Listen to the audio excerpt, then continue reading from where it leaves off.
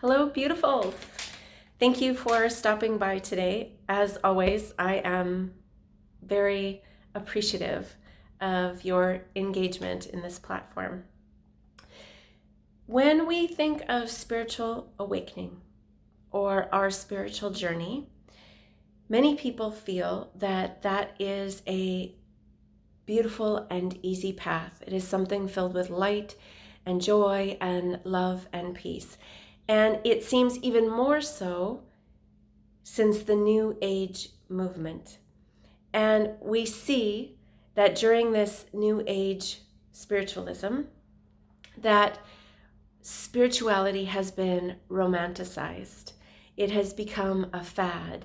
And we see this in things like the plush retreats and the decadent spiritual getaways. The truth is that the journey to self-awareness, or the spiritual journey, requires that we face our deep psychological wounds on all levels of our being. And on this spiritual path, oftentimes, actually, as a matter of fact, we all do it to one form or another, we tend to use our spiritual ideas and practices to avoid, to sidestep, or to repress our emotional wounds, our psychological issues, or our unfinished developmental tasks. This is known as spiritual bypassing, and it is a persistent and prevalent shadow side of spirituality. It is often unacknowledged and ignored. But we, as I said, we all do it to one extent or another.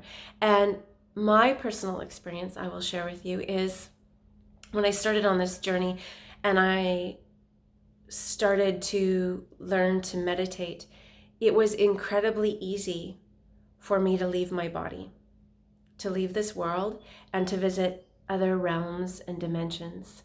And there is nothing wrong with that. There is a time and place for that type of meditation.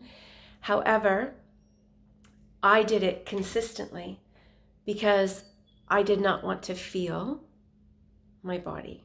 I didn't want to address the trauma and the wounds that were there. And I did not want to be in this space and place that I was. And so I used it as a form of escapism. Now that is a more blatant form of escapism. And of course, there are levels of spiritual bypassing, some of which are incredibly subtle. Many hold the perspective that our spiritual practices and ideologies are there to give us comfort, to make us feel safe, to make us feel better about our life and about ourselves. And although that is true, there is a journey to get there. The irony is that to get to that place where our spiritual practices make us feel like a better person and feel safer and more at home in this experience, we have to go through the difficult process of looking at our deepest wounds. And we need to be authentic and grounded in doing that. True spiritualism requires that we become intimate with our pain, with our life difficulties, and understand where they came from so that we can address them with a compassionate heart space. Because we're human and we are programmed for preservation, it is natural for us to want to escape pain and difficult thoughts and beliefs. And that's why spiritual bypassing is so easy to slip into, but it is merely a band-aid. It numbs the pain, gives us a temporary escape, and in that place, we avoid actually stepping into the awareness. So some of the more blatant ways in which we use spiritual bypassing is We might attend retreats to escape our daily experience. We might use plant medicine to help us purge instead of actually doing the work of shadow work or inner child work. Meditation as a form of escapism, as I said. Looking at our ancestral trauma instead of addressing first our personal and intimate trauma. Although there is nothing wrong with retreats and plant medicine and meditation and ancestral trauma work, we must make sure that we first are doing our work, and then we can use those things as a supplement or as a tool, but not a form of escapism. Some of the more subtle ways that we sometimes spiritually bypass is using the ideologies, like I am not attached to anything, and therefore we don't have to do the emotional work that deals with attachment and detachment. Or being overly compassionate to the point of neglecting self. I could go on and on, but I think you get the idea here. Spiritual bypassing is something that's prevalent, and we've talked about energy before.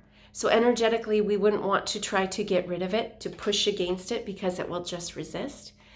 Rather, if we look at it, it's something that we want to outgrow, to grow past.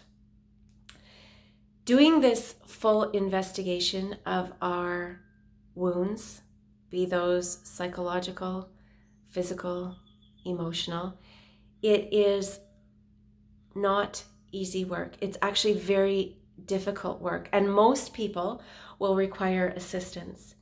And if you feel that you need assistance, I would suggest finding a spiritual mentor or a spiritual therapist who is trauma-informed, like myself, that will help you work through the repressed pain to a state of acceptance and awareness. I'd like to close today with a quote from Viktor Frankl. And he said, I'll read it because if I don't read it, I probably will butcher it. What gives light must endure burning.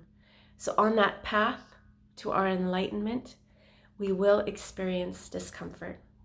Thank you so much for listening to this perspective today. And until we speak again, please be well.